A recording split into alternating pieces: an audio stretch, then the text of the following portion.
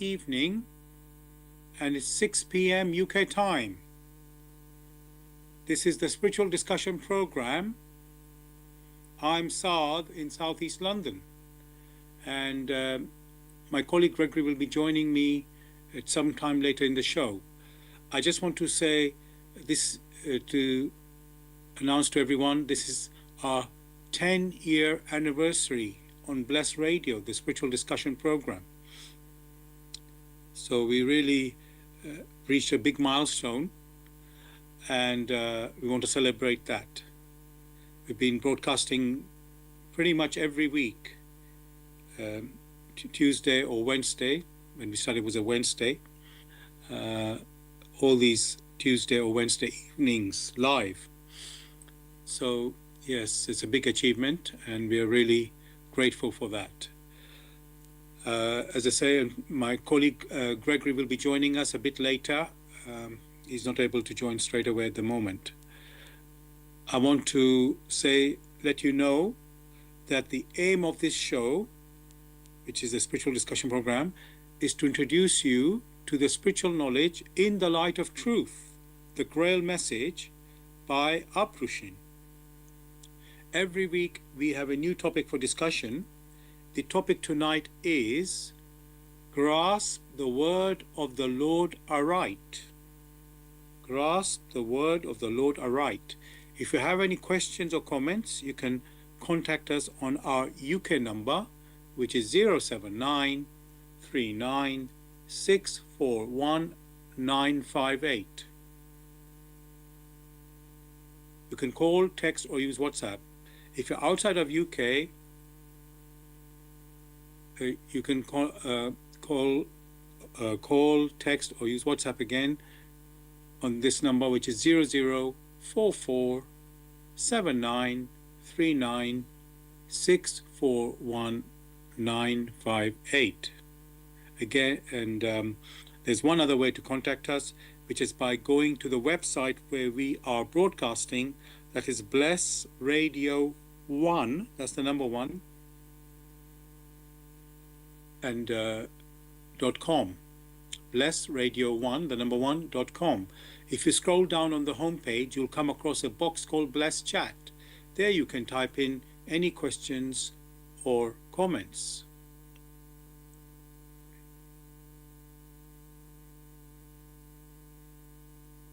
I'm going to begin with, what is the Grail Message? The Grail Message in the Light of Truth by Rushin is a spiritual knowledge of life.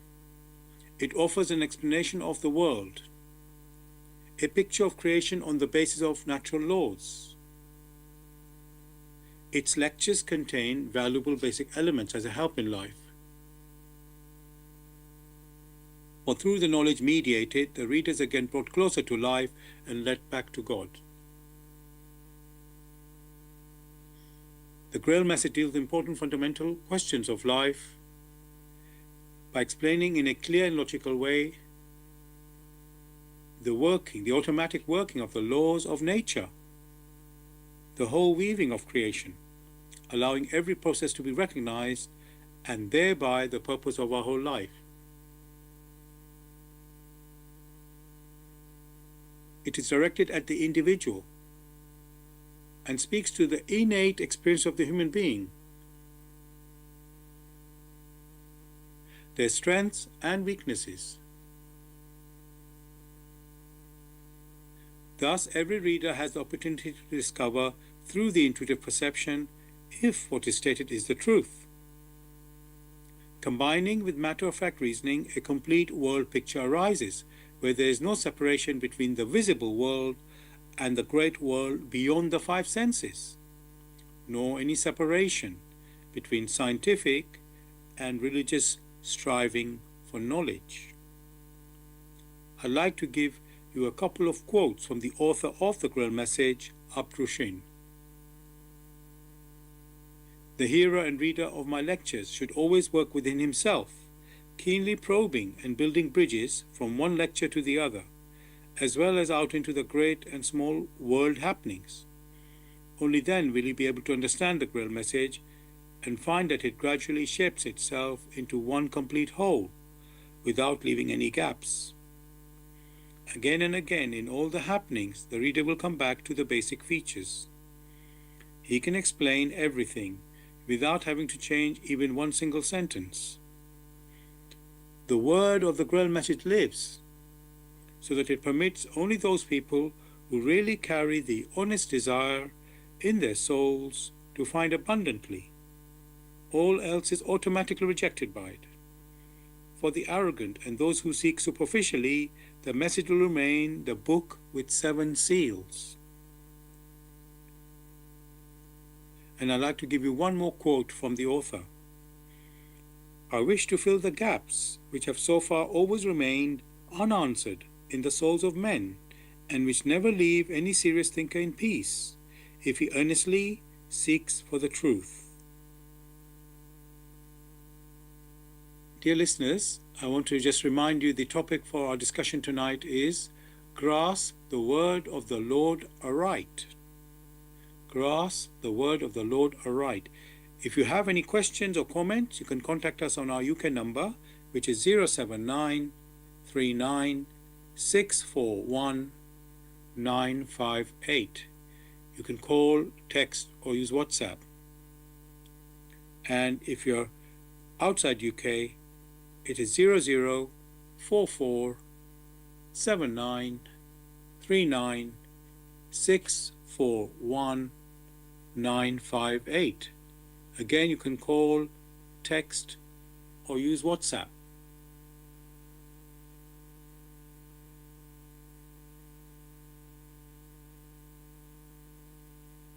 There's one other way to contact us, which is by going to the website where we are broadcasting, that is blessradio1, the number 1.com.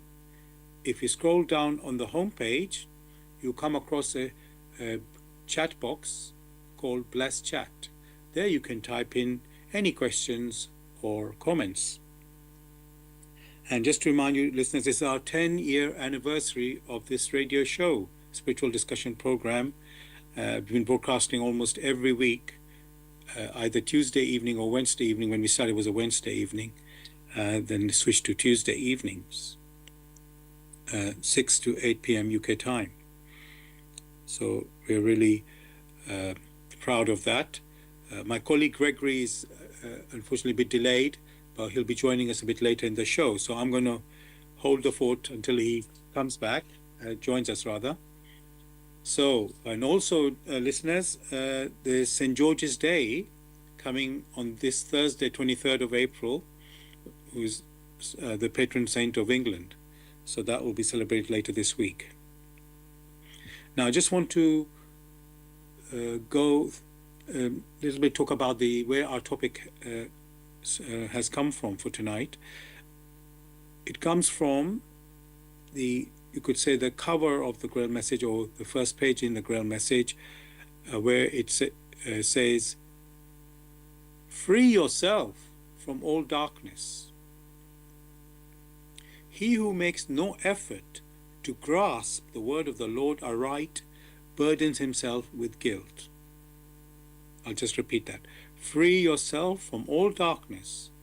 He who makes no effort to grasp the word of the Lord aright burdens himself with guilt. Now, in my usual style is to look up the meaning of the words of the topic in the radio show in the dictionary. So the first word we have is grasp, and I've got 3 meanings given to us in the dictionary. First one, to take or seize eagerly, and they give an example of that: grasp the opportunity for advancement.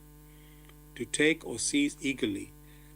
Well, if I were to comment on that, I would say it is a partially correct for our discussion, that yes, you take or seize eagerly, but it doesn't give the whole concept of what grasping is. So let us continue and see what the other meanings given in the dictionary, if they help us to understand this concept of grasp.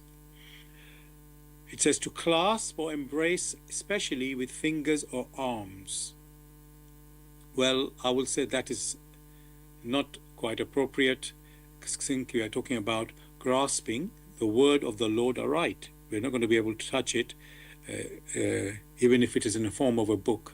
That is not really grasping by touching. So that doesn't really count. So I'm going to ignore that one. The third meaning given in the dictionary, it says to lay hold of with the mind, comprehend. And again, they give an example of that. Fail to grasp the danger of the situation.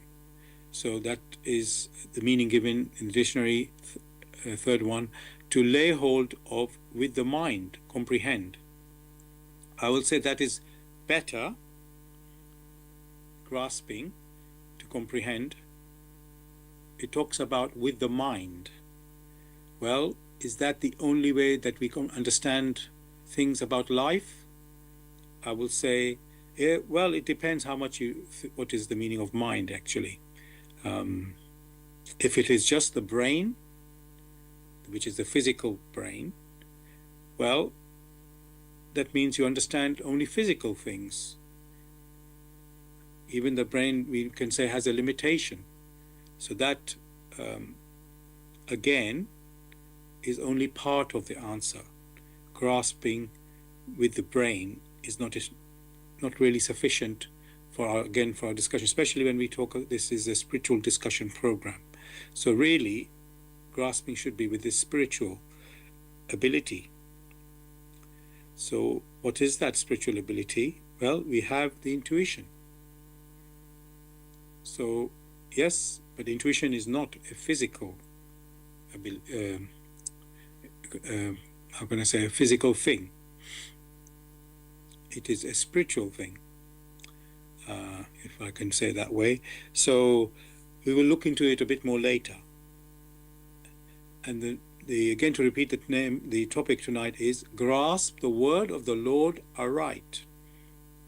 So the next part of this topic is the word of the Lord. So I looked that up together in Google, and it gave me this: divine communication, message, or decree, acting as God's spoken or written authority revealed to humanity. It signifies power, truth, and creation, embodying God's will and purpose.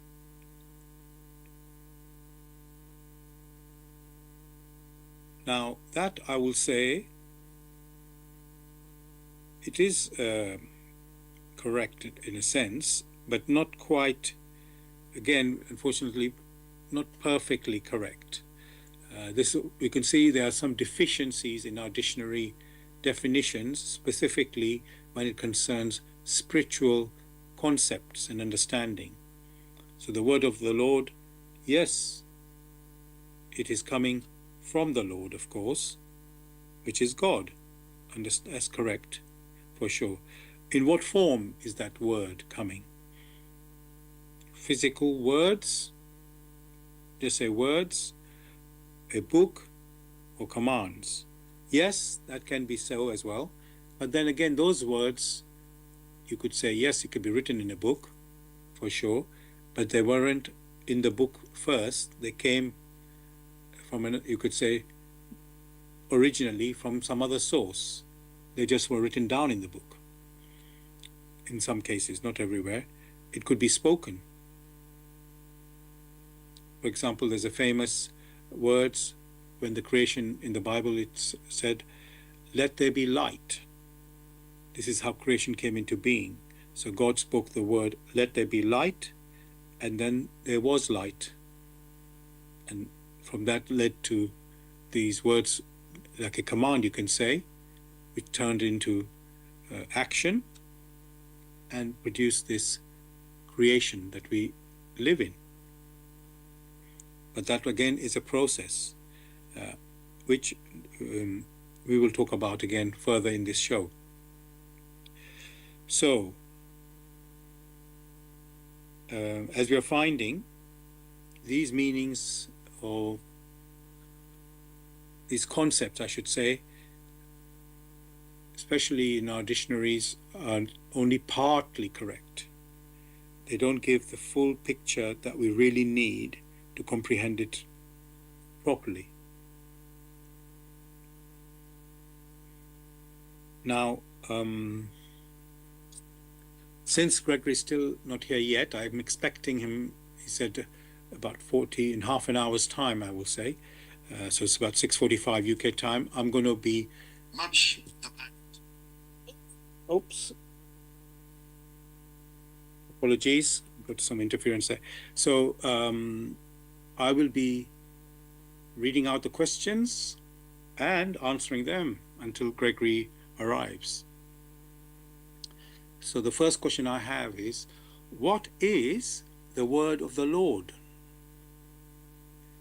Is it the Grail Message, the Bible, Quran, Torah? Oh, we have Gregory. So let me just put him, I'm going to let him, I will add him to the group call now. So if you give me a little some moment.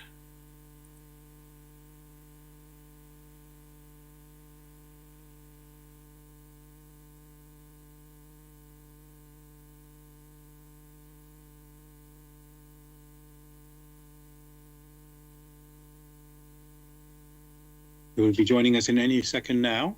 Just connecting him now. Welcome, Gregory. Hello. Hello. I just started. I'll let the listeners know you've come earlier than I expected. So that's very good. Thanks. Welcome. I had to rush. Yeah, yes, no problem. I've just told the listeners it's our 10-year anniversary of the radio show, which we are very proud to celebrate, because it's been basically almost every week of this year, every year for the 10 years. The past 10 years we've been broadcasting, making known the Grail Message, looking at different topics with different questions and answers coming. And so I've just been through the dictionary meaning of grasping the word, grasp the word of the Lord aright. So I won't repeat that now. What I basically say, I found that the dictionary meanings were a bit narrow or limiting, being more earthly than the spiritual concept that we really want to talk about. So my first question, actually, I was just going to ask it to myself, but I'm going to put it to you now. So the question is, what is the word of the Lord? And I looked at different writings that we are familiar with over the thousands of years of spiritual teachings that have been given to humanity. So we have, for example, right now, the Grail Message, the Bible, Quran, Torah, Vedas or Bhagavad Gita, that is from the Hindu teaching, Tripitaka, which is Buddhist, and the many, many more, I'm sure, and which are considered revelations and holy books or scriptures. So Gregory, so when we are saying grasp the word of the Lord aright, there are so many of these writings, teachings there. Are these all the word of the Lord?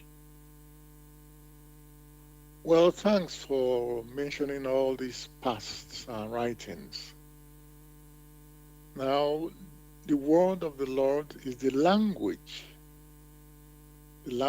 of creation, the language which the Lord speaks to its creatures. That, strictly speaking, is the word of the Lord. And most especially, if you consider it rightly, these are basically the laws of creation through which all that exists in creations are regulated. Let me get that clear. So it's the language of the Lord, how the Lord speaks to humanity, and which is, if I get you right, it's, can you just say it again, Gregory, a little, the word of the Lord is the language of the Lord through which the Lord communicates with the creatures in creation. One can reframe it as basically the language, the laws of creation.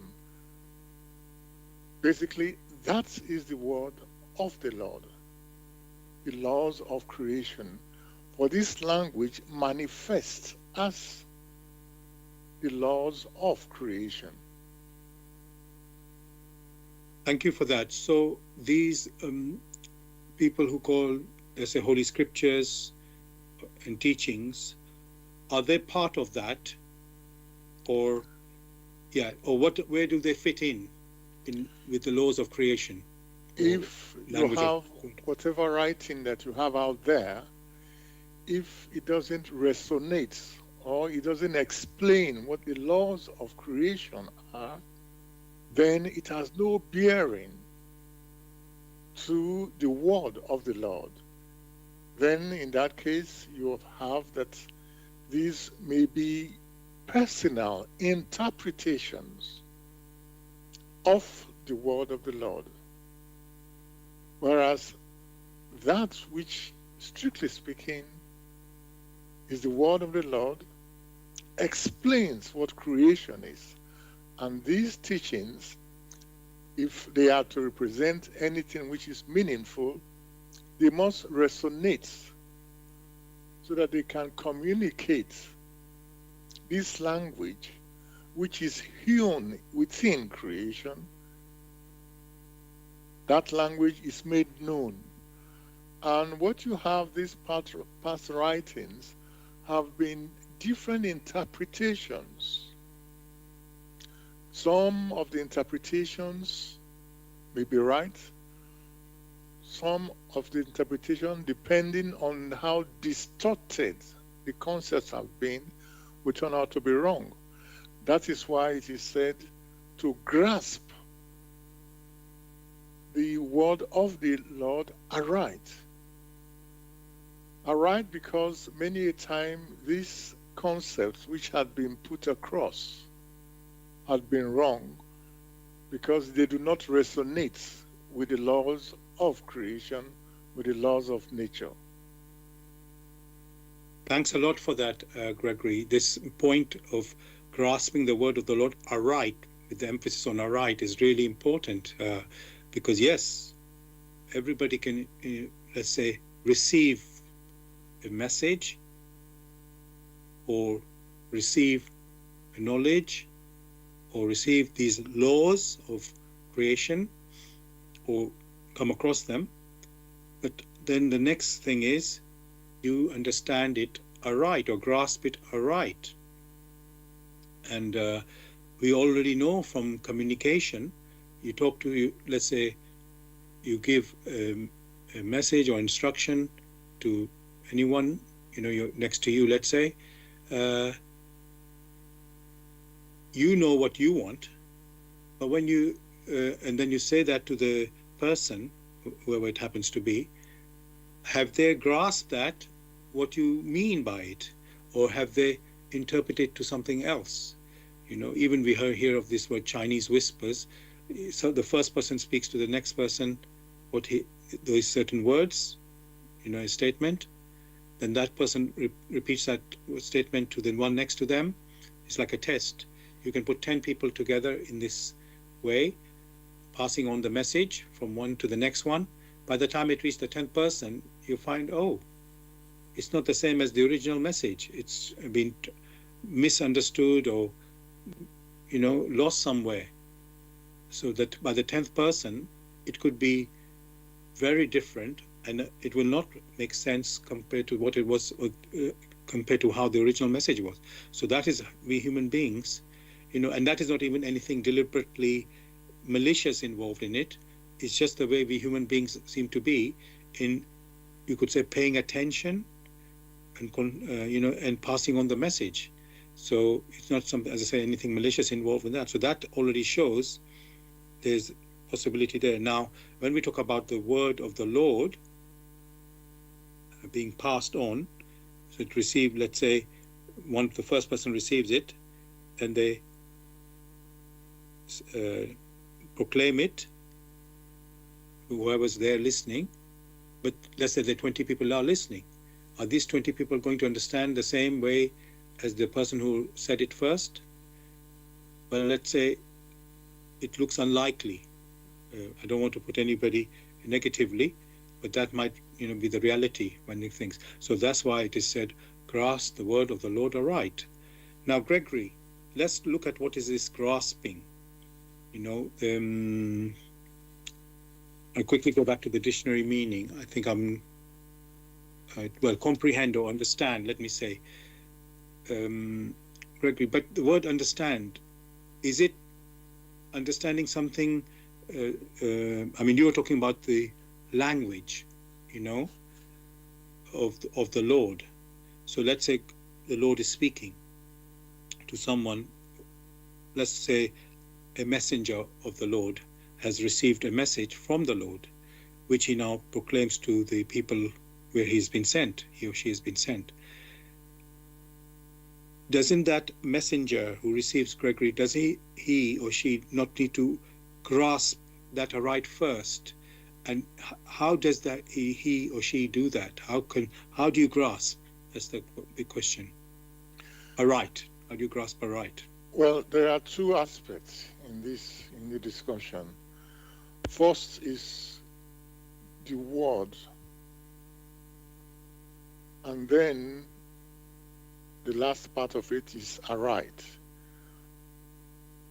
So the first part, which is grasp the word of the Lord, that means to strive to understand the language of the Lord. One may say that's the equivalent. Understand the language of the Lord. The language that you yourself just mentioned, that is the spoken language.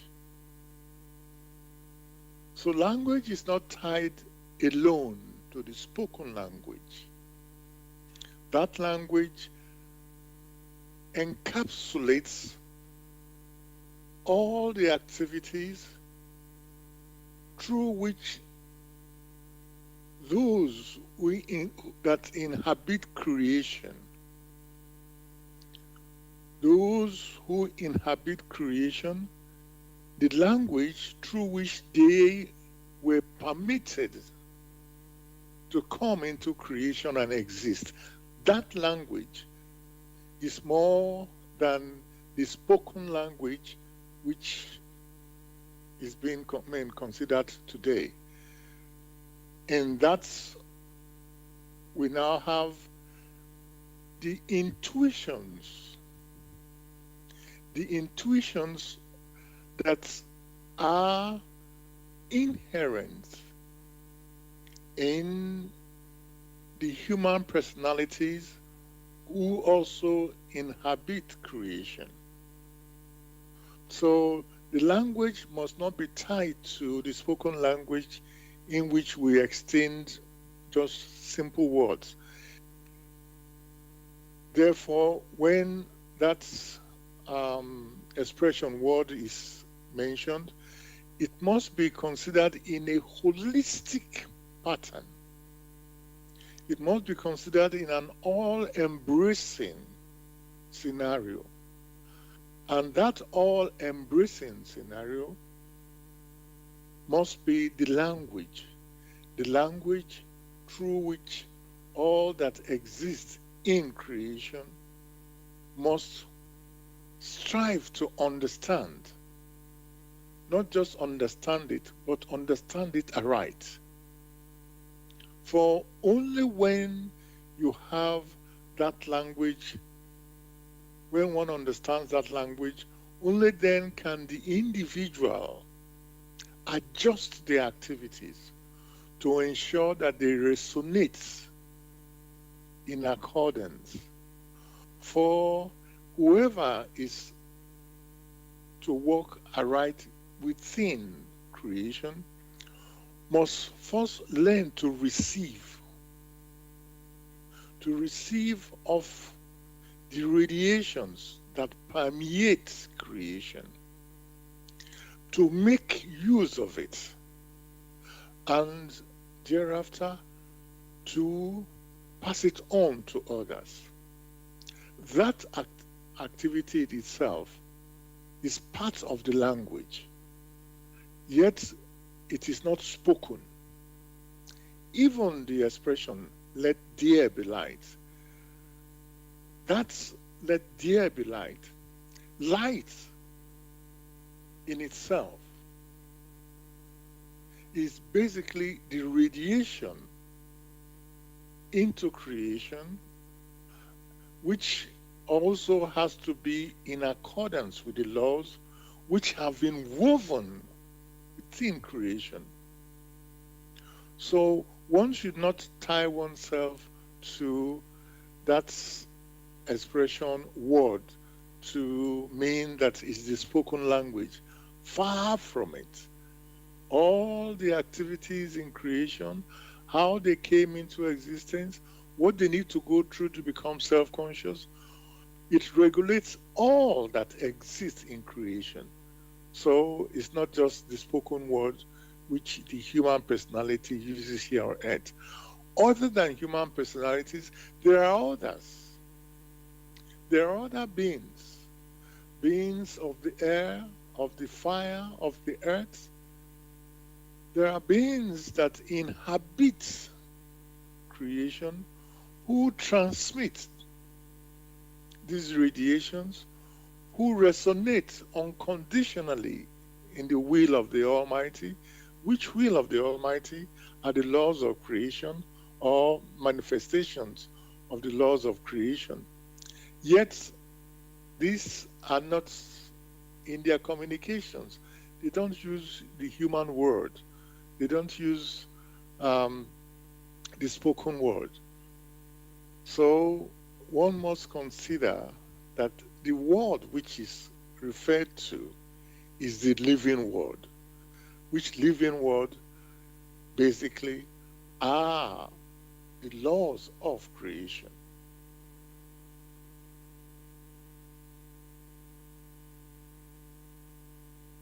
Thank you very much, Gregory, for this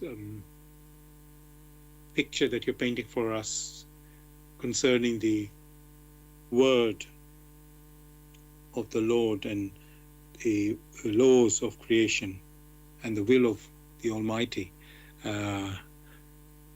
It's like a living word, like you say. So we are seeing this living word manifest in forms which are not just the spoken word that people are familiar with, yes, but it's, and of course you can imagine there was a time, let's say, well, in the early humanity, maybe they didn't speak words like we do right now. Everything is a development over time. So, and yet the laws are active. The same laws are active then, in old time, you can say, are active today. So, and if you're going to communicate, it must be in the language that people understand. So if you have limited words, then you can only speak with limited words. If you have more words in your vocabulary, if I can say that way, then you can be spoken in those words. But before those words, there was another way. So it would have to be, we would have to learn, in all these forms. So thank you for that. Now, I just want to remind the listeners, you're listening to Bless Radio, and this is the 10-year anniversary of the Spiritual Discussion Program on Bless Radio. We've been, and the aim of the show is to introduce you to the spiritual knowledge in the light of truth, the Grail Message by Uprushin. The topic that we are discussing tonight is grasp the word of the Lord aright. Grasp the word of the Lord aright.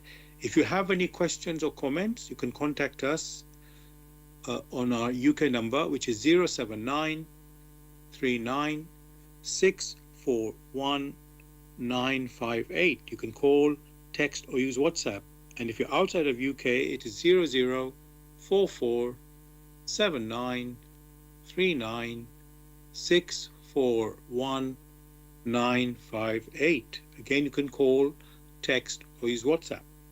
There's one other way to contact us, which is by going on to the website where we are broadcasting. That is blessradio1, that's the number 1.com.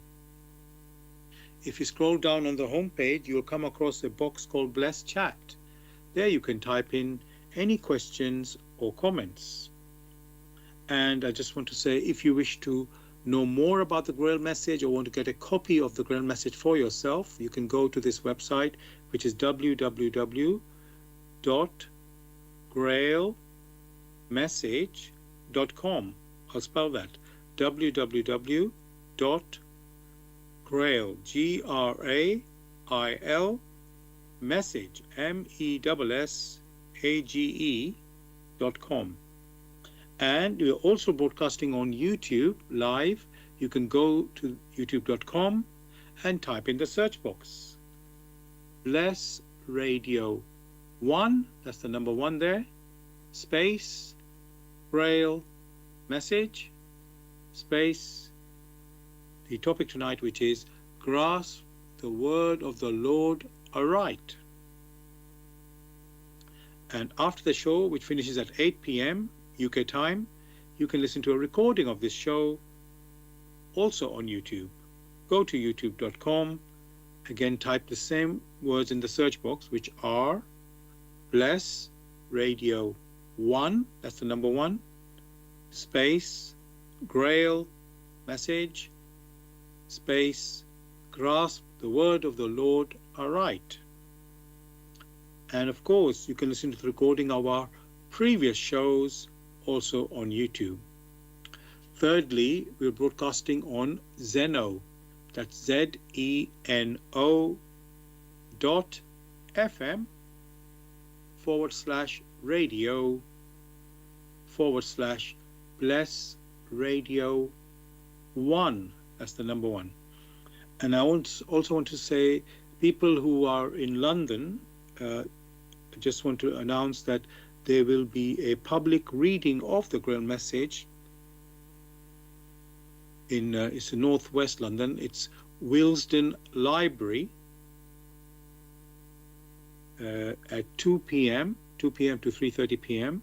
this Saturday, 25th of April, and it's give you the full address.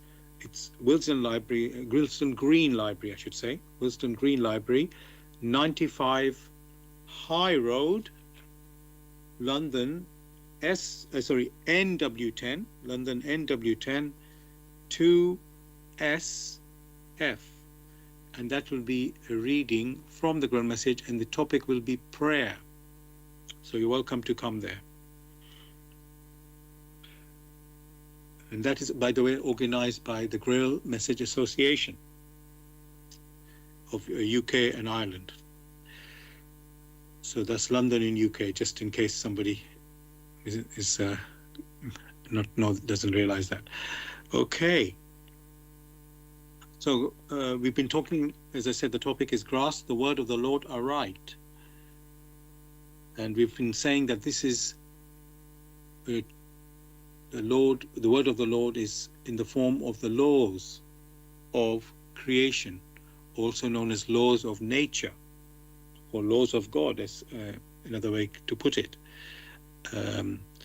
So the question arises there, Gregory, and that is how, let's say, God communicates with the human beings. So we are familiar with the spoken word, but these laws, Gregory, yes, you could say they could be written. When we're talking about these laws, Gregory, is it the 10 Commandments? Actually, I've got so many things to ask about it, but let's start with that one first. Are these laws of God, or nature, or creation, as we're calling them, are they the 10 Commandments? Those writings of the 10 Commandments, those writings have a strong bearing on the laws of creation. All the individual needs to do is to examine them rightly to find out if those commandments which have been granted to men, if they resonate within the laws of creation, from the first commandment to the last commandment. However, one should know that some of these have been distorted.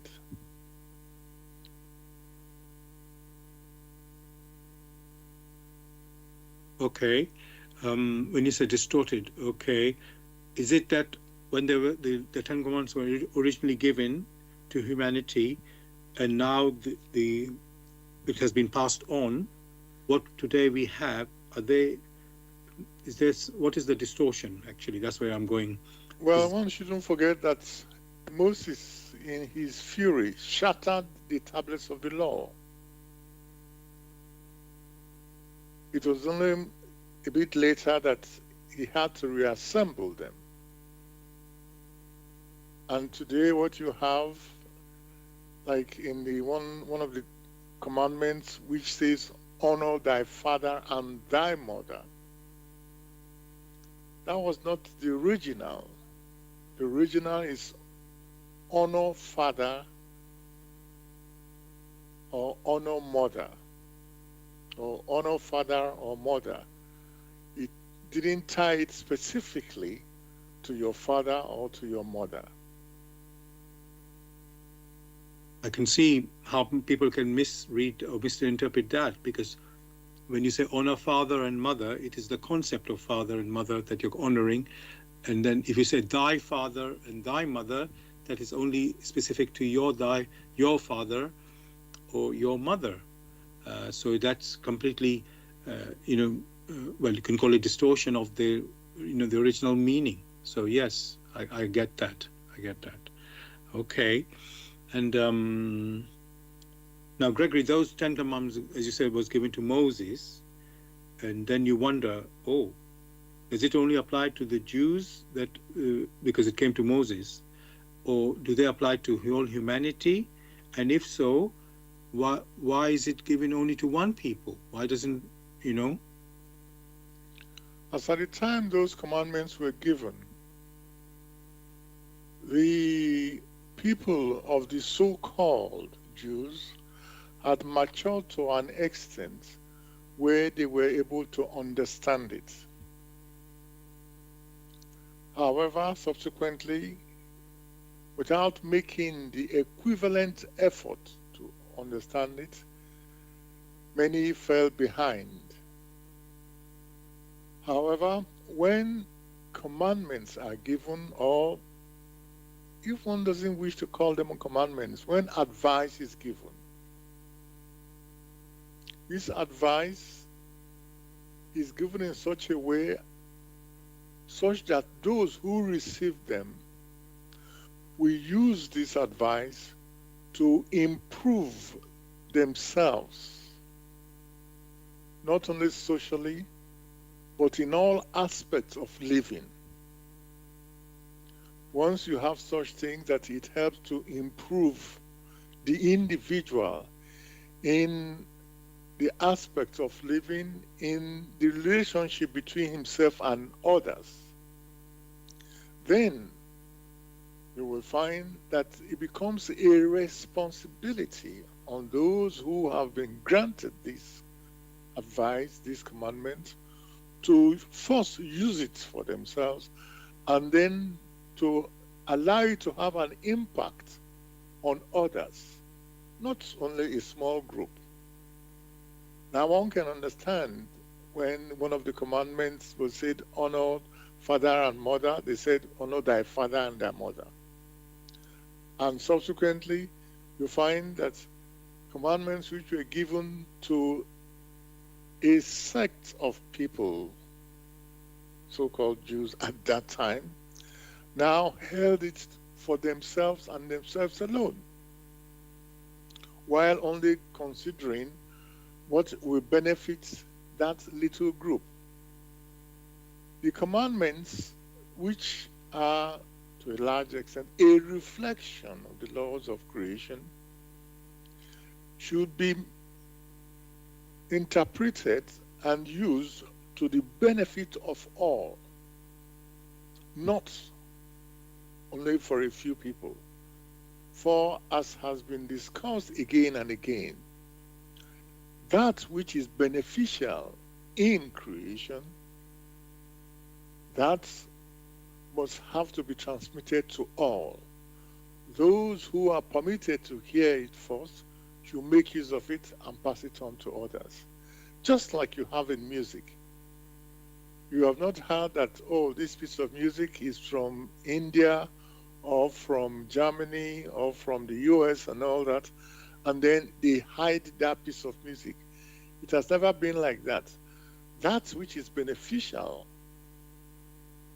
for a human personality, which strengthens the human personality, is to be absorbed such that it will improve the quality of that personality and also should be shared with others. That is the commandment. Just like you have an individual who is able to breathe in. When the individual breathes in, that individual does not hold his breath and say the breath should not come out, should not benefit also the plants or others. That is never the case. So a commandment which is granted to humanity, the first task is to understand these commandments aright. When that is done, you will find that they will adjust themselves, whoever has understood it aright, and then strive to share the benefit that they have derived from that commandment with others. Only then will they have fulfilled what the commandment demands from them. Thank you very much, Gregory. Sorry, in explaining that, the Ten Commandments, about talking about the Ten Commandments, how we have understood it and how it's meant to be understood, and it's not, as you say, only for the Jews. They were meant to take it in first, yes, and then practice and then pass it on to their fellow humanity. It's not limited to one group of human beings. And Gregory, that's what I wanted to go into now, where we see teachings sent to all parts of this world, different peoples, and let's call them prophets or messengers, bringing. You talk about the laws of God in whatever form that is given, mostly spoken to the fellow human beings. In the spoken words, which some of them have turned into scriptures, which we are familiar with. But then, Gregory, where I'm going is, some people have been told, let's say, something, and another group something not different, but something else. I don't want to say it's always conflicting. And what we say, all of this is coming from the Lord. The messenger of the Lord is passing it on from the Lord to the fellow human beings. So one gets a little bit confused. Oh, how come one group has been given? I know you said the example of the Ten Commandments where the Jews received it and then they were to practice it and pass it on to their fellow human being. But then in another part of the world, they will receive something different. As I said, not necessarily conflicting, but different. And in different time, of course, it comes all in different time. So one wonders, is it that teaching that has come to wherever it happens to be, whichever part of the world it has come to, is it only for those people to grow with that, grow and develop themselves, practice it there, and in another part of the world they're given something different? And if so, why is that so? The question is very pertinent, and it must be assumed that not all people on the earth are within the same maturity range. People have come to, or people have experienced the weather, they have experienced the plants, they have experienced the oceans, the sun, all these things here on earth. So people have cognitions. However, the level of recognition of the volition that lies behind that which they have observed physically in thoughts, these levels of recognition vary. They are not the same. So you'll find that those people who are a bit more matured, the way a teaching will be passed on to them will vary. It will vary because those who are more matured will have a quicker understanding, whereas those who are a bit less matured, depending on their level of maturity, the way the individual or the way the lights express these laws of creation to these particular people is based on that which they have recognized. So not all peoples on the earth, not all of them stand within the same maturity. There are some, through their experiences, which has nothing to do with technology, but has everything to do with personal recognition of what lies behind that which the human personality is able to observe. That recognition which sees deeper than what has been perceived physically and is able to coordinate and come to a perspective, which perspective will permit it to receive that which is more sublime in their striving. So, because you have human personalities at different stages of maturity, it's only fair that when teachings are passed on to them, they are passed on to them at their level of maturity. Not take very advanced teachings and present it to those who are still as infants. Similar to what's even in the human family. You will find in the human family, the parents, they speak the language for communications quite easily.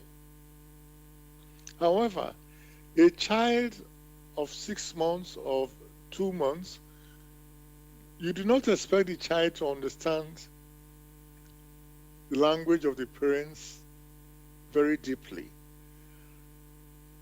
And the maturity of a 1-year-old is different from the maturity of a 5-year-old, different from the maturity of a 10-year-old, of an adult, of a teenager. These are different maturities.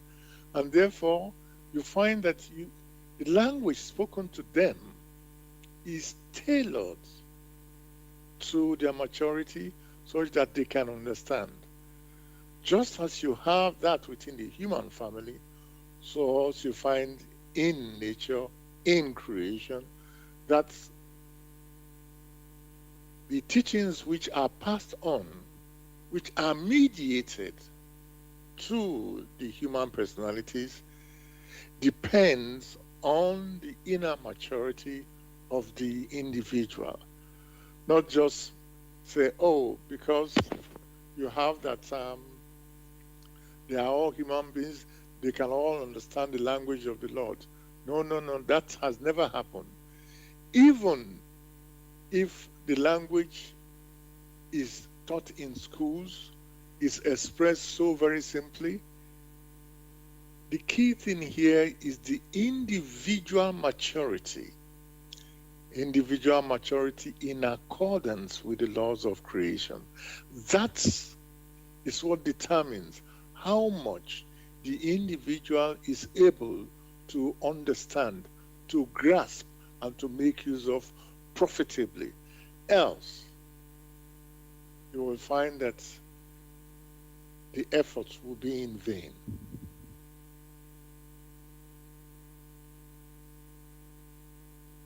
Thanks, Gregory, for giving that explanation about maturity of humanity, which is varied, just like children, ages, young children going up to adulthood. And it might sound a bit strange.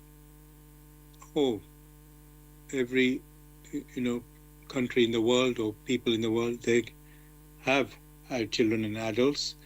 But we are talking, when we talk about maturity, more than just that physical one, that's age related, but there's also a spiritual understanding that people have. So you can say there's a spiritual ABCD, the words, so letters and then words that you speak, spiritual words, and there are different levels of this.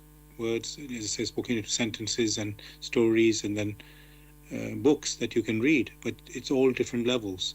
So it might sound strange. Even somebody may consider that, oh, this is being racist or something. No, it's just the reality of the world we live in. Some people at certain levels, it's everywhere. Even in the same country, you will have different levels. So it's not to be, how can I say, ignored. We have to consider all these things. So thank you for that. Now, I'm trying to, Gregory, just go back again into the laws. We started with it, but we haven't, let's say, explored it thoroughly, I will call it. We've talked about the language of the Lord, which is coming from these laws. Now, Gregory, is that something you learn when you're close to nature? Because we said this is the laws of nature or laws of creation. There's a, how can I say, this creation, it came through a process. And in this spiritual writing, sometimes the story is given. So I just want to get to this clarity of these laws of nature. Is it something we are supposed to, how can I say, like a farmer does, watch, observe nature? Yes, there's things growing already, but then a farmer, he's planting a seed for a particular crop, and then he looks after it, and grows it, and then he gets the fruit out of it. So and of course that farmer didn't go to some place to learn that. It was through observation. So is this becoming, you could say, aware about these laws of nature? Is that by observation or some other way of communication? By way of observation, yes. But these laws are so intrinsic that the human personality along the line fulfills these laws unconsciously. Again, we mentioned that he or she who receives must make use of it and pass it on. That goes on with breathing. That goes with the way human they take in nutrients, which is food and water, and subsequently they will have to shed it one way or the other to the plants. So you find that in all these things, these laws are so simple that many a times they are ignored. However, the case of the farmer is the one who is focused on the activities of cultivation of crops. And because he or she is focused on this cultivation, is able to observe this process from one end to the other end. And that being the case, is able to record what it has observed, not only in his brains, but also intuitively. It passes as an experience to his spirit. Also, the changes in nature, or that which is referred to as nature. These changes are also observed externally, and that observation is passed through the frontal brain to the back brain and subsequently to the spirit. And in these circumstances, the farmer, in his cultivations, in his observations, is able to infer that whatever he has planted, say, if the farmer goes to the farm and plants potatoes, he subsequently will not come back to reap flowers, to reap roses, or to reap animals. Because of the simplicity, the farmer is able to observe this, and hence, in the accumulation of his recognition, is able to draw a conclusion.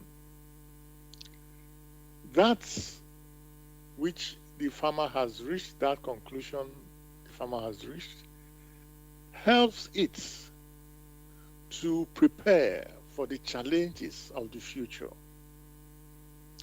Based on these experiences, is now able to weave his path.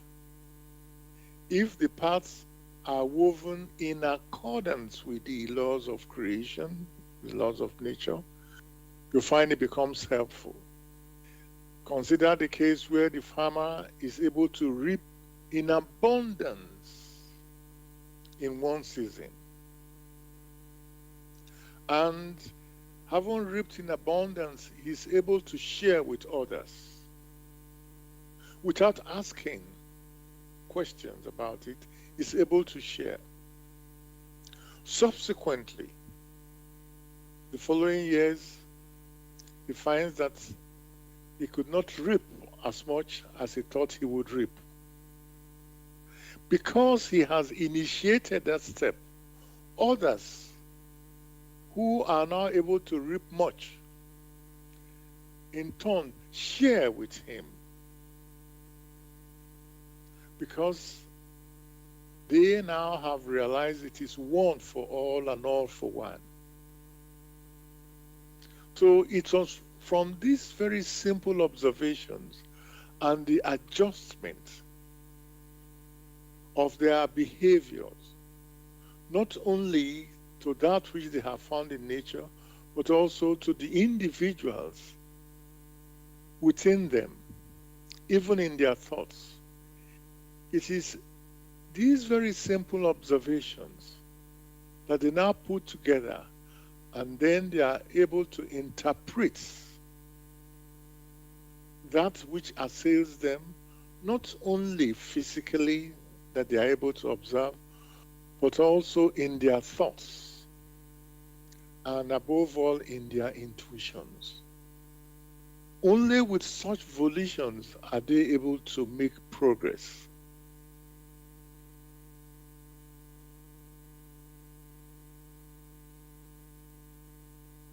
Thanks again, Gregory, for showing us that, to become aware of these natural laws, it's not so difficult. Yes, observation is part of it, but opening yourself, consciously, examining things in life, what is happening to you or in the world, you'll think there must be some why this is happening. There must be a system where there's a process involved, and that this will become clearer the more you strive, in a spiritual sense, to seek answers. So we're just pointing you to the way, you could say, forward, and if you genuinely wish to, just go that way, these answers will come to you. Now, listeners, I want to just remind you, you're listening to Bless Radio, and this is the Spiritual Discussion Program. And today we're celebrating our 10-year anniversary of this weekly show. Yes, the aim of this show is to introduce you to the spiritual knowledge in the light of truth, the Grail Message by Abrushin. And if you wish to know more about the Grail Message or want to get a copy of the Grail Message for yourself, you can go to this website, which is www.grailmessage.com. I'll spell that, www.grail, Grail, message, MESSAGE.com. And the topic that we're discussing tonight is grasp the word of the Lord aright. Grasp the word of the Lord aright. If you have any questions or comments, you can contact us on our UK number, which is 079 39 641 958. You can call, text, or use WhatsApp. And if you're outside of UK, it is 0044 79 39 641 958. Again, you can call, text, or use WhatsApp. There's one other way to contact us, which is by going to the website where we are broadcasting, that is blessradio1, that's the number 1.com. And if you scroll down on the home page, you'll come across a box called Bless Chat. There you can type in any questions or comments. We are also broadcasting on YouTube. Go to youtube.com and type in the search box Bless Radio 1, that's the number 1 there, space Grail Message, space grasp the word of the Lord aright, which is the topic for tonight.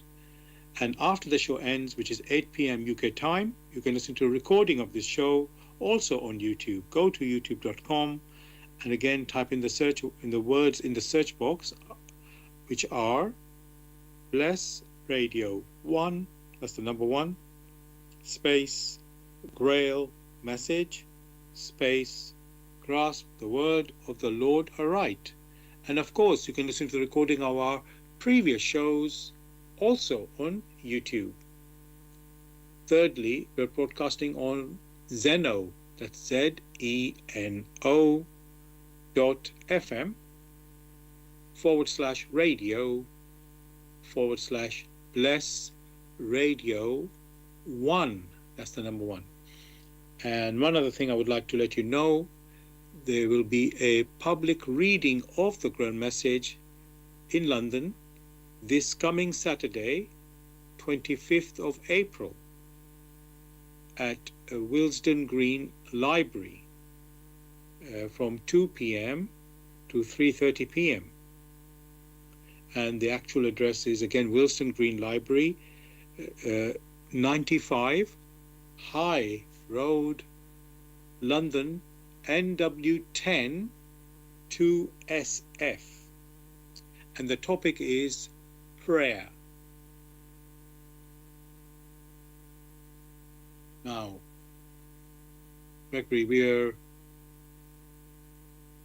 we've talked about the laws of God or nature or creation. And we've just before we said, oh, look at a farmer, how he grows his crop. How, it's not that he's reading a book to discover about these laws. These are the laws of nature. We know this famous words of Jesus, what you sow, you shall reap. It's just like, yes, that word, that is more, how can I say, comprehensive in its meaning than just simply, yes, sowing what the farmer sows, seed, of course, and he gets a crop from that. And so that is one observation that you can see. But then with this, what Jesus said, it is in every way, it's universal. Whatever you sow, doing a good deed, your thoughts, that's an effort that you're making, and then there's a result. Or in science, we hear from, let's say, Newton's law, every action, there's a reaction. So you can see there's a parallel. Those concepts of the laws of nature are manifesting in the science as well. And as Jesus said it in a spiritual sense. So you can see this very universal.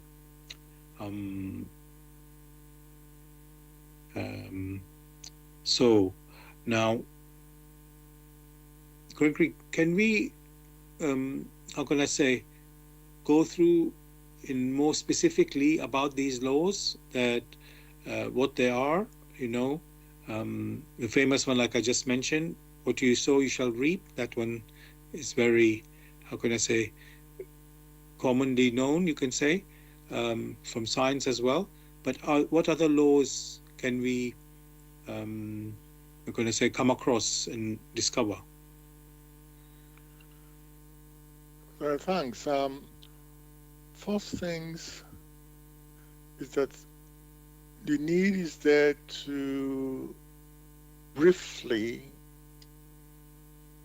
elucidate what science does. In the so-called scientific circle, there are observations, there are external observations. These external observations are then put together, analyzed, and subsequently they form some simple rules which they wish to hold to use for prediction. If, however, the rules which have been put across do not hold, then more information, more data, more observation are collected and analyzed, and subsequently they expand the domain of their observations and conclusions, and they draw out more permanent rules which they will now use for further observations. So that which you refer to as science is only external observation of the activities which are perceptible to the five senses of man. The internal volition that made these external observations possible, those internal volitions have not been examined at all. Therefore, you find that the rules of science are so very limited. Along the line, you might at the same time hear of some expressions which are used in science. One of the key expressions you hear in science is that of energy.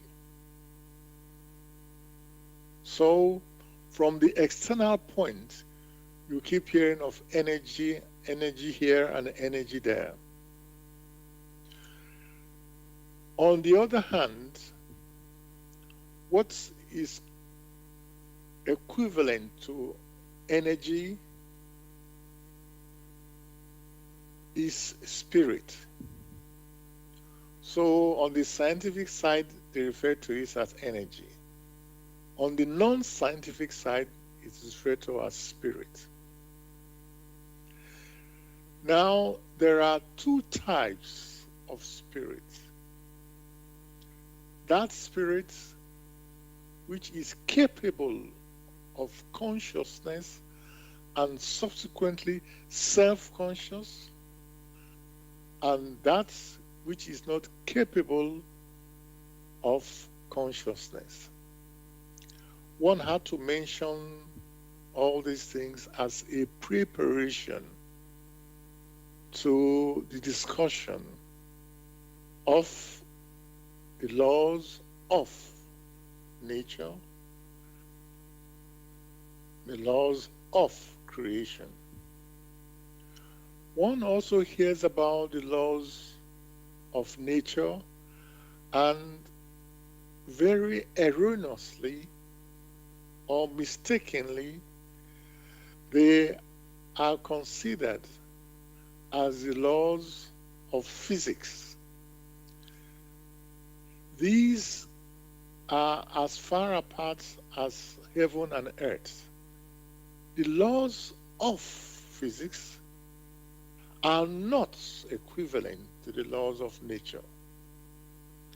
What you have is that which is referred to in the sciences of physics are only external observations. And when these external observations are not satisfactory, they are expanded. That which we must refer to here as the laws of nature is the simple observation that all that exists is in motion. When one considers that all that exists is in motion, that means even the observations out there in motion, whether it's a particle or a wave, these are always in motion. For there is vibrations everywhere. So one cannot hold that, oh, this is static. Even the wood, the stone consists of elements. These elements are always vibrating. That you're unable to see it doesn't mean there's no vibration. So all that the individual is able to consider outwardly, which is the domain of science, all that is in motion. The individual thoughts are also in motion because they are thoughts. But the individual is unable to hold his thoughts or her thoughts in their hands. But these thoughts are in motion. Above all, the individual has intuitions. These intuitions are in motions. So, when one observes externally or internally, one finds that motion is ubiquitous Motion, therefore, is a law in creation, in nature, always there. This no individual can deny because they themselves affirm deep within themselves, in their communications, in their languages, that all is in motion. From that basic standpoint, it is possible now to move forward, to say that any motion, no matter how complicated it might seem, there are only basically two types of motion. Not more than that, two types. That motion in which the end of the motion flows back to the beginning. And the other type, the motion in which the end does not flow back to the beginning. That being the case, in that in which the end flows back to the beginning, that may also be referred to as a reciprocal activity. That's why the end flowed back to the beginning. Again, one may also observe that the end flows back to the beginning gives the strongest impression of an attraction, of a coming back, of an accumulation.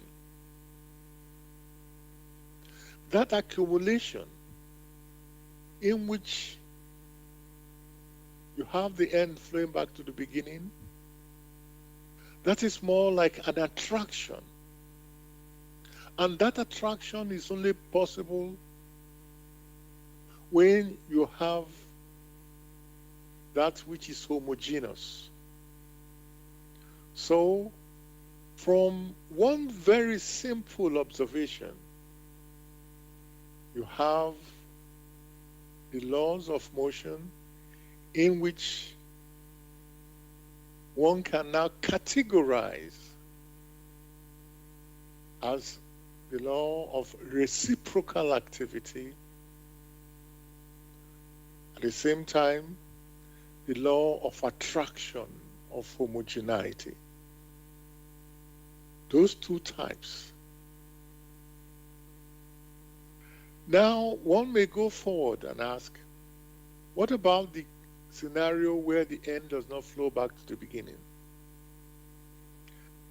That particular scenario, one must admit to oneself that that is only possible when one is denser, when the end is denser than the beginning, or the beginning is lighter than the end.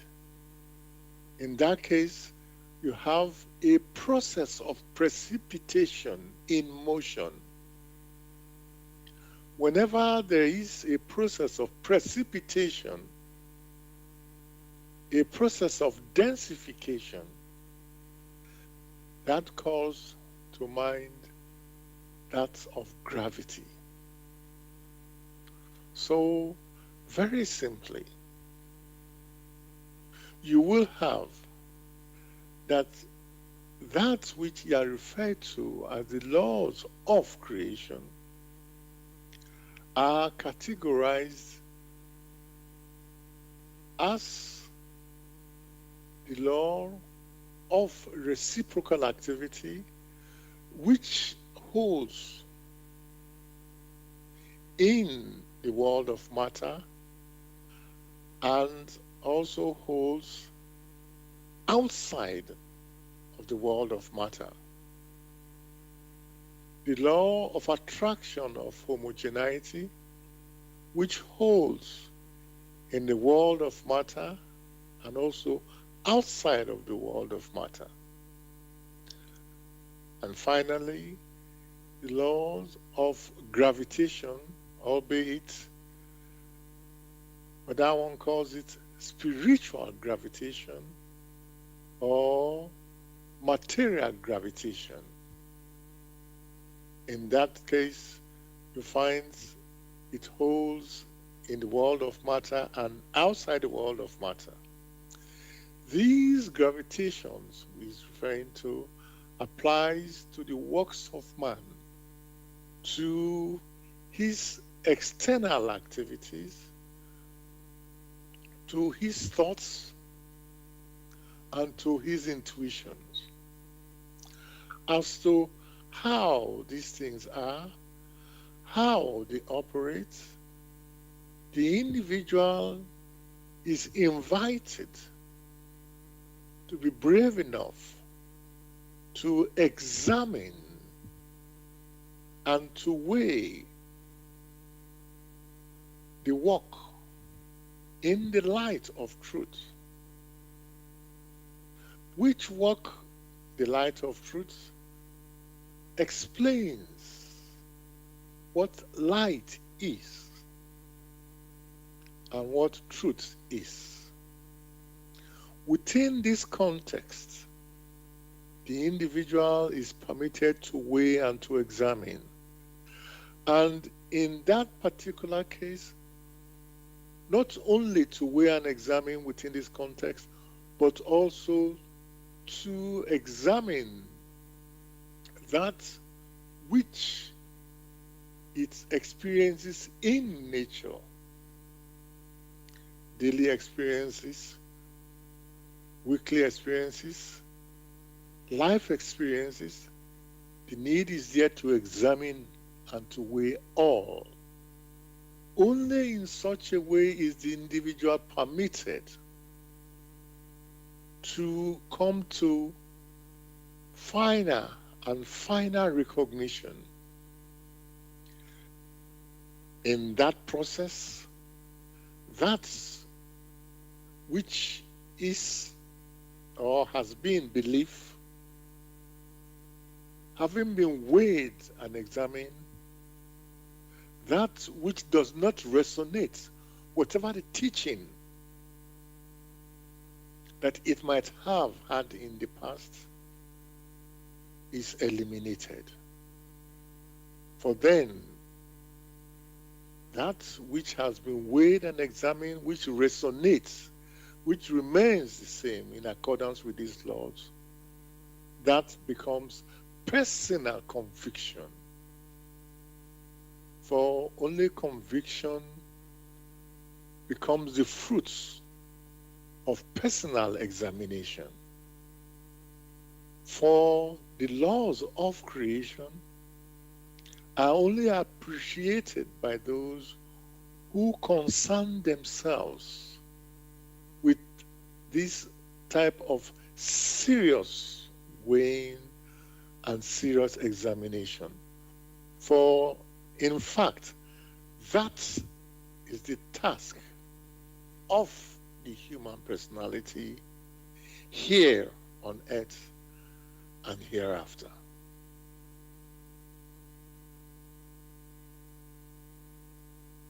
Thanks very much, Gregory, for explaining the laws of nature or creation, and bringing the context of the human being's task in regards to, we are meant to explore and investigate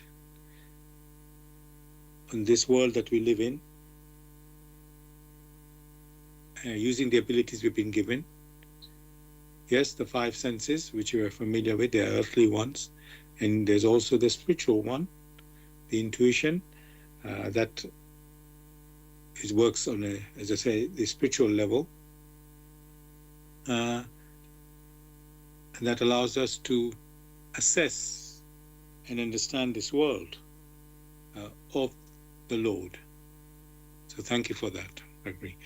Dear listeners, if you wish to know more about the Grail Message or want to get a copy of the Grail Message for yourself, you can go to this website, which is www.aright, www.grailmessage.com. I'll spell that, www.grail, Grail, message, MESSAGE.com. And you're listening to Blessed Radio. This is the spiritual discussion program from 6 p.m. to 8 p.m. on Tuesday evenings. That's 6 p.m. to 8 p.m. UK time. And today we are celebrating 10 years of our show, weekly show that we've been broadcasting. The topic that we're discussing for tonight is grasp the word of the Lord aright. Grasp the word of the Lord aright. If you have any questions or comments,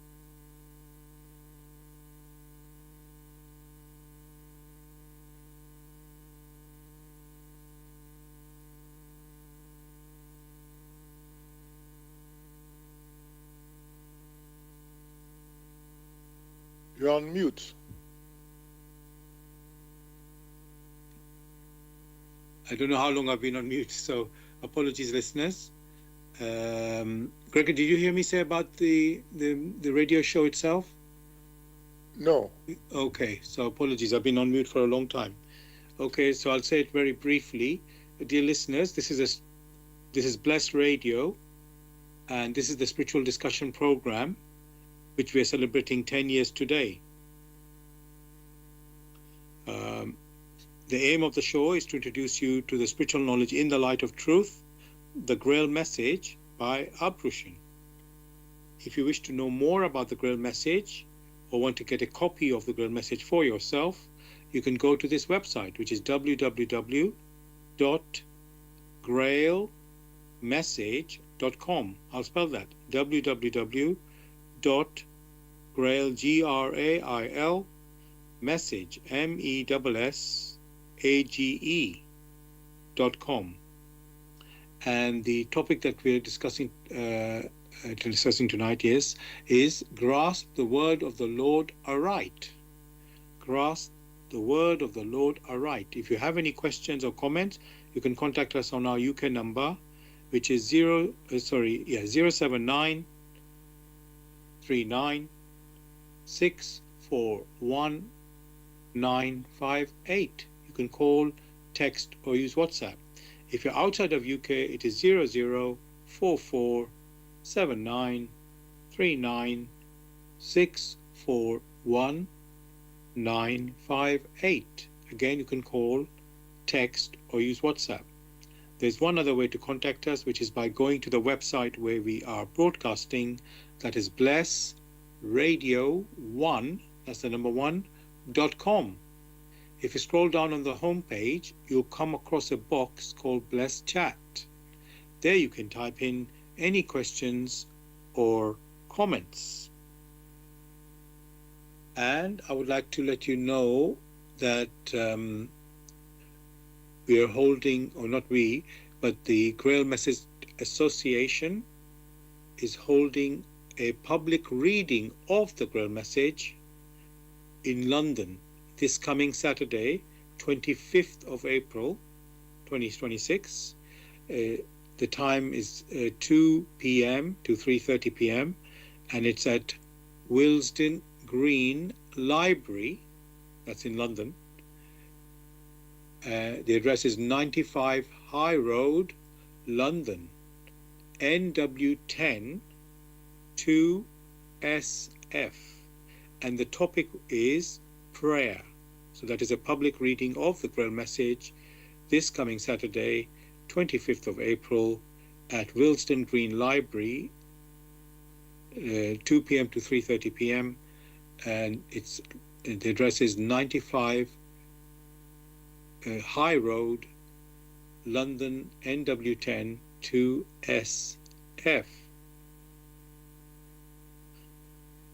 And I also want to just add this show, we are broadcasting also on YouTube live.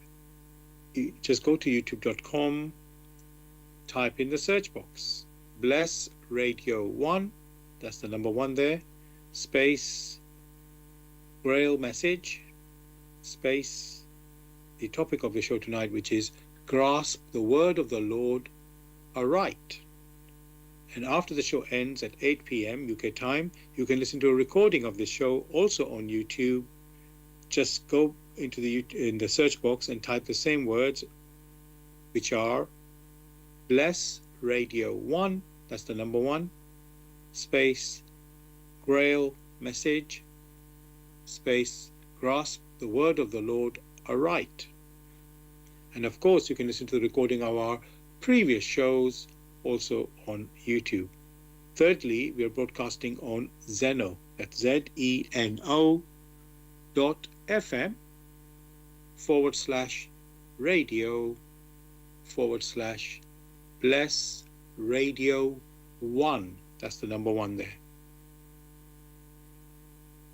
Now, Gregory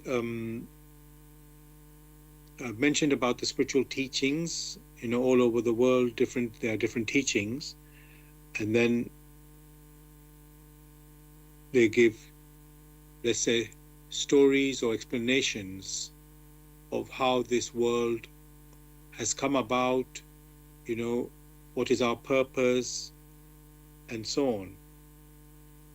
Now,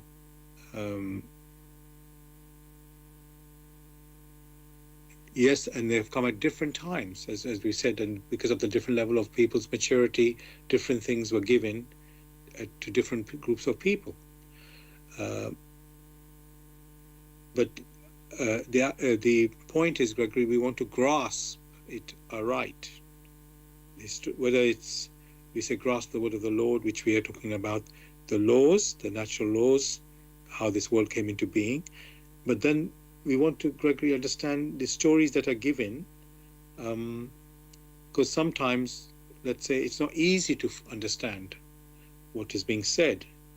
For example, in the Genesis, in the Old Testament of the Bible, there's a story of this creation or world was made in 6 days. Now, it doesn't tell us if it is 6 earth days or some other days, but then, and then, Gregory, we talked about science as well, and we try to make sense of these things. And when you look at science, it looks like, no, it can't be 6 earth days for sure, because that's, how can I say, that's almost magic for something, that is so vast, So, Gregory, these stories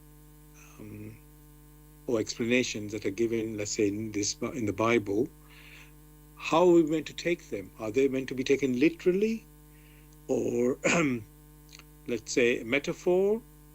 In this case, like I'm talking about the story of how creation came into being. You are correct. It's these writings must be taken more of as a metaphor. It says days. One, I can as well use periods. All right, periods in which you have the first period is where you have the beginning, the ending going back to the beginning, and then some other things happening, and the end also flows back to the beginning. So these must be taken as pictures which depict the scenarios which abound at that time. Because one cannot call them earth days, because it will violate the consistencies. However, with the maturity of the people at that time, this information was passed on to them at their level of maturity, and days or periods have now been interpreted to days. If one takes the intuitive meaning of a day, then one comes nearer to it. That means that intuitive meaning of a day is where the end flows back to the beginning, like a cycle. So again, depending on the variations of the human personality, of their maturity, the pictures which have been passed on to them were interpreted differently in accordance with their maturity.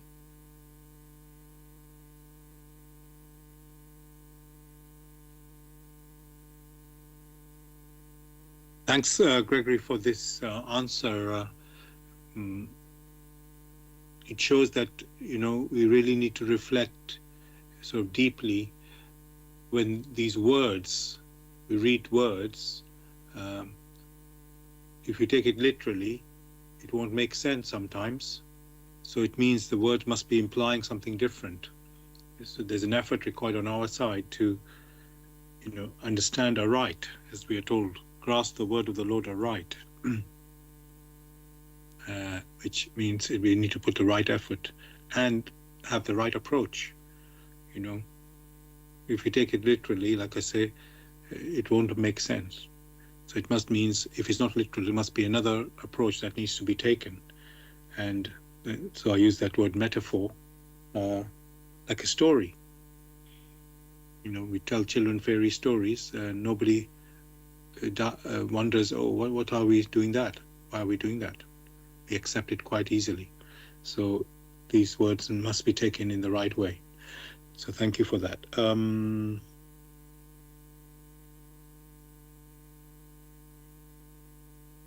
I've just received a comment from a listener. He's saying the so-called Christians take the Bible literally to the point that they are totally blind. So that's a good point there, Gregory. So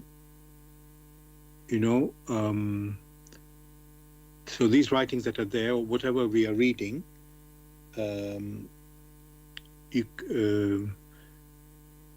let me pick some example on that before I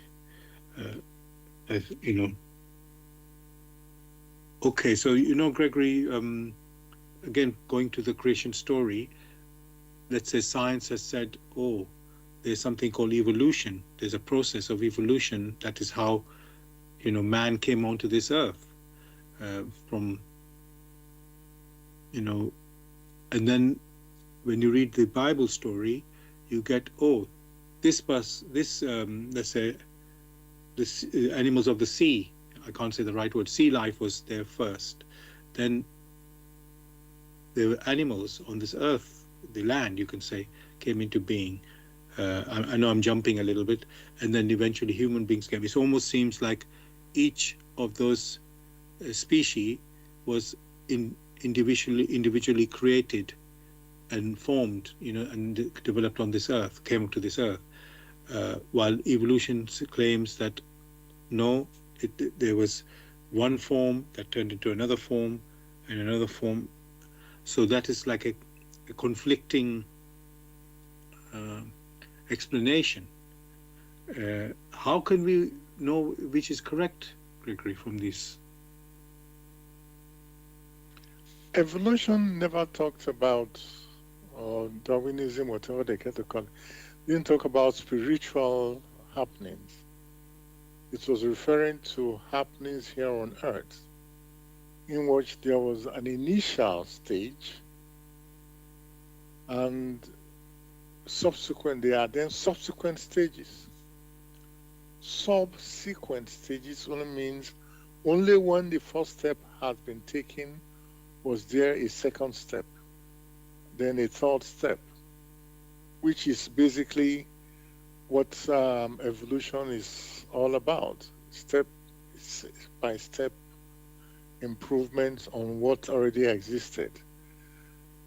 It didn't say it took the last step before the first step.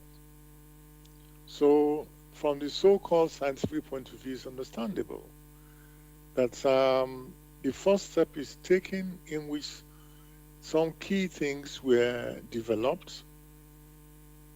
it's common sense to understand that before man existed here on earth, the climate was already there.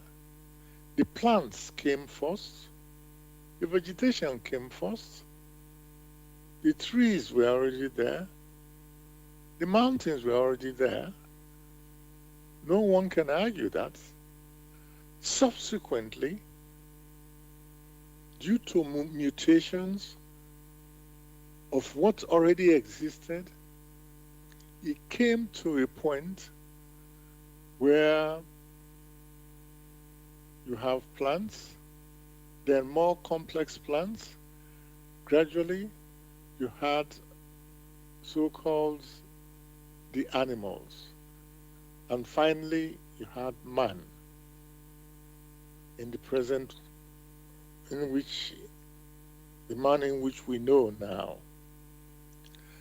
That in itself is correct. For when one examines it very carefully, only when one step has been completed will another step be taken. In uniting the different elements, this formation was done externally. It wasn't done internally. For when one goes to, you go to your chemistry, you find that there were bonds. There were the chemical bonds, and then as things got bigger and bigger, you have the giant bonds, and then you have the so-called rings. Subsequently, before too long, you had very complex molecules that joined together, but these were always external. It was not in the nucleus of the atoms. That was never the case. It was on the outermost shell that this thing came together, as can be seen from chemistry or biochemistry, or these can be investigated again and again. That cannot be denied. However, what you find that what the so-called religious people were talking about, they were referring to that which is spiritual, tying spiritual concept to earthly concepts. That has never been the case. And that's where the distortion and the confusion came about. So you have evolution. Of course, there's spiritual evolution. At the same time, there is also the evolution of matter. Spiritual evolution talks about or explains the scenario, for instance, where the human personality started as an unconscious spirit germ, and in moving out to become conscious, in the subsequent movements, it became first conscious, expanded the consciousness due to interaction, and finally tries to become self-conscious. Self-conscious of the ability that it bores within it, and striving to use these abilities in accordance with the laws that granted him or her the possibility of existence. This took quite some time. That in itself is evolution in spirit. However, you also have evolution in the world of matter, albeit particularly here on earth, in which you have the coming together of different external species, or what we refer to as biological species, uniting and subsequently forming something which is new. But there is something which must be considered, that the formation of species did not come about in an arbitrary manner. For that which took on form must have a basis, and it's from that basis that you now have the different type of forms which are perceptible. The form which we now say this particular one is for man, another type for animals, another type for plants, another type for the elements. These are different forms. These originals, the templates, the original templates are bound up in the radiations that made it possible for these forms to come into existence. For if there were no templates, there would not have been any forms. So you will find that here on earth, in the world of matter, if an individual is opened up a bit, that which transcends the earthly, one will find forms which are similar, which were models. Those models already existed.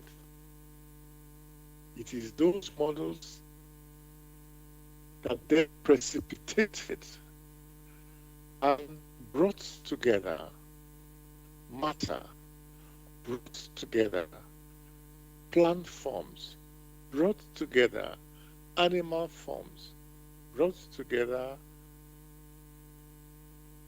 the form in which you now have, as is called, man. So these models already existed. More of what one is referring to, again and again, the individual is invited to examine and weigh for themselves, and should never, ever take the discussions here for granted, but must strive to grasp it aright, pulling it apart, reassembling them. In that endeavor, the work which has been mentioned, this work in the light of truth, it talks about light, which light basically is radiation, and truth. The truth itself, which are the laws of creation, which permits of the models to come into existence. The how and the why and the when, all this, the individual can perceive for themselves in their efforts to grasp aright that which had been hewn into creation. It is the task of the individual human personality in their deeds, in their thoughts, and in their intuitions to be able to grasp these things aright. And in so doing, will be able subsequently to make use of the pure radiations that stream throughout in creation, in nature, here in the world of matter, to use these radiations in accordance with the giver of these radiations. And in doing that, is able to extend the extent of creation. And in that effort, this becomes a thanksgiving for having granted the human personality the opportunity to become awake.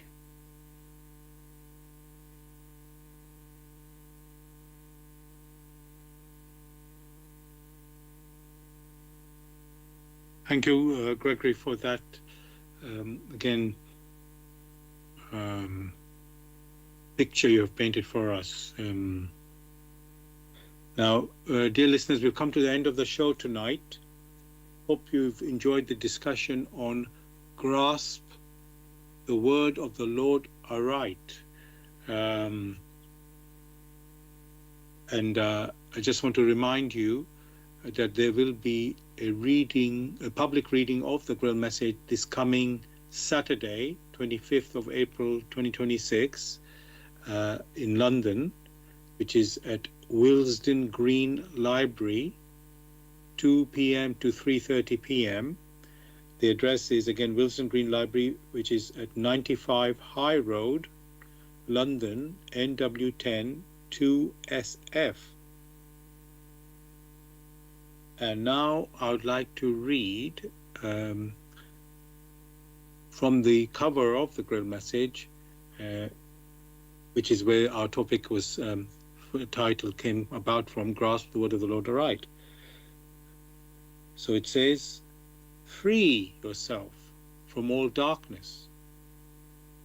He who makes no effort to grasp the word of the Lord aright burdens himself with guilt.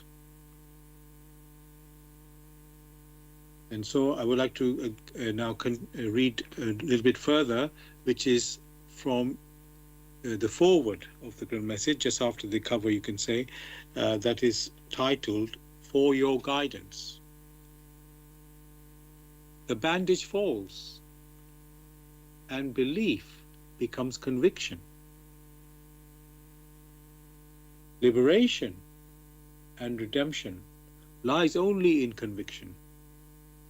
I'm addressing earnest seekers only. They must be willing to examine this matter objectively. Religious fanatics and irresponsible enthusiasts may hold aloof, for they are detrimental to the truth.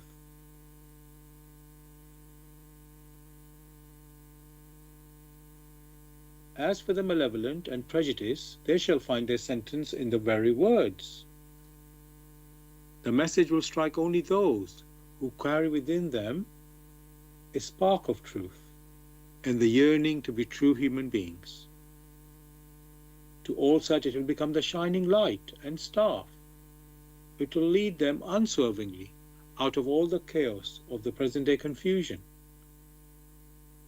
The following word does not bring a new religion, but is intended as a torch to help all serious listeners or readers find the right path, which leads them to the longed-for height.